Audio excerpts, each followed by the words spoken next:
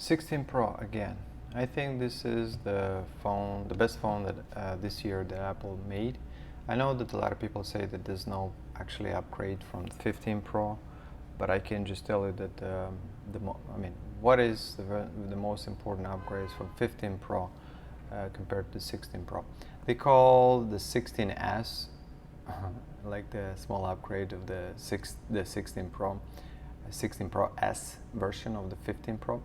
Okay, so you have exactly the same thing as the 15 Pro with a couple of differences, and I'm gonna just talk about the differences. Okay, so let me get the case out. This is the Apple case, by the way. The silicone, I guess this is the only case that Apple pretty much makes decent these days. All right, so it has the same design, same materials.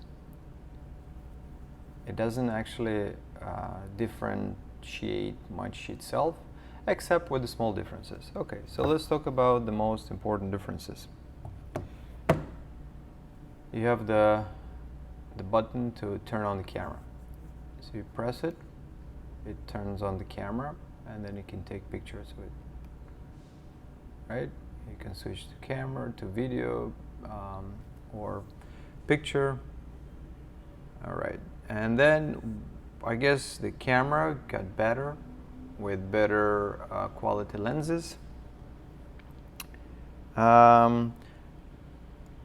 Okay, so it comes with 128 gigabytes up until 1 terabyte. 16 Pro is 199 grams, 7.3 ounces. I think it's a little bit more heavy than the 15 Pro. It's 16.3 inches screen. All right, 16.3 inches screen, right? 16.3 inches screen.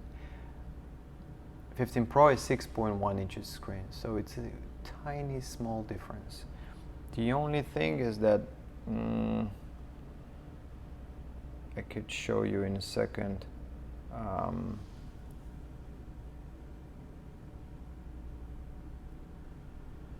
Oops, that's not good for the advertising of any kind of political stuff, but I just wanted to show you that there is a small edge. I mean, the screen body to frame ratio, it's really good. So they managed to make a bigger screen, but the phone pretty much is the same size. So you're not going to see like a huge size. It's still super thin XDR display, 6.3-inch OLED with 460 ppi. It has the dynamic island always on display, promotes technology 120 GHz HDR display, true tone, white color, and then you have 100 nits maximum brightness, 16 nits peak brightness, 2000 nits peak brightness outdoor, 1 nit minimum brightness. So this year, this phone has, you can just do like this, and it's gonna go with 1 nit brightness. You can't do with 15 Pro. Now Apple Intelligent. So this is built basically to work the best with Apple Intelligence, but 15 Pro is going to work with Apple Intelligence as well. 18 Pro, the new chip, which is going to be 16-core neural engine, 6-core GPU. So basically, it's a lot better performing. Okay, now you have the camera. So the camera is going to be, let me get the brightness a little bit more up. The camera is going to be 48 megapixel, 24 millimeters, second generation sensor shift. Then you have 12 megapixel 2x telephoto, 48 millimeters, and they have 48 megapixel ultra wide camera, and 12 megapixel 5x telephoto camera, 5x optical zoom. So the camera is really good. Basically, you have sapphire crystal lens cover. On this one is basically what the expensive watches use for the glass. So this is going to be really tough for resistance and not going to break so easy. A video recording, you have the same thing. Okay, now let's go to what actually made me upgrade for this one this year. I can tell you my reasons why. So first of all, I was excited for getting the 6.3 inches. I know this is not a big deal, but I wanted to get the 6.3 inches because I didn't want to get the 6.9 or 6.7 inch because I don't like the bigger iPhone. But for some reason 6.1 kind of like was thinking it's kind of like too small, maybe getting too small. So 6.3 inches I think is the new standard, should be the new standard. So it's not a huge deal. You're not going to see a big difference between the 6.1 and 6.3, but for me personally, I could see it.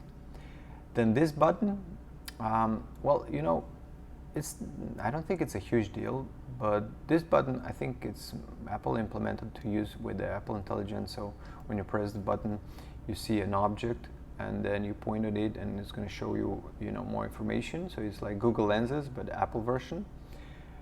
But I got this one in particular. I like this button because I actually wanted all the time like a dedicated button for the camera. When I want to take a super fast picture, I have kids, so let's say you want to get a picture. Every time when I want to take a picture, I get my phone off, right? I'm trying to turn on the camera, and sometimes it just the touch screen doesn't work excellent in terms of turning on the camera, so it takes a while. So there's a couple seconds that you lost. This basically could be the whole video. Of course, we have this button, but I actually use this one for silencing. So when I try to use this one as a camera button to turn on the camera, you still need to press and hold it to turn on the camera. But this button is the easiest one. You just press and it just turns on the camera like super fast. And then you can just point and shoot a video. Let's do it one more time. Boom, like it's super fast. And then you take the video. Okay. Yep. So that's what I like about this button, is that for me personally, I can turn on the camera super fast. And another thing is that this year they came up with microphones, 4 studio quality microphones, and the 15 Pro doesn't have this 4 studio microphones, and it actually works really well. I'm gonna just show you how it actually works. So let's say if you want to take a video, right? You want to take a video, for example, you're taking a video. So the microphones right now, you kind of like using them but not using them. You kind of like need to turn them on, this feature later in the settings. So after you turn on this, you took a video, you open it, and then here you have an option to trim it or do any kind of adjustment. So you have here audio mix, and you press on audio mix, and you have standard, in frame, and studio. So this is going to be the studio option that you're not going to find in other models lower than 16 Pro and Pro Max. So this is the only one that has the studio quality of microphones. And it's a nice feature, because if you're doing videos, if you don't have a dedicated microphone with you, you want decent quality, I guess this is really out of the box usage, really good one. And then after you select this one, you press done, and that's it, and your video pretty much has the quality of the 4 microphones that they implement this year. So basically, for me personally, this is the most important upgrades. Why I would keep this phone instead of the 15 Pro, and I would upgrade this. A lot of people would upgrade for the camera, but I don't actually use the camera so much that I would need to upgrade specifically for the camera, because the 15 Pro honestly made really good videos and pictures already. So for me personally, it wasn't like a huge upgrade. But this is my opinion, and I hope you find this video interesting and helpful, and thank you very much for watching.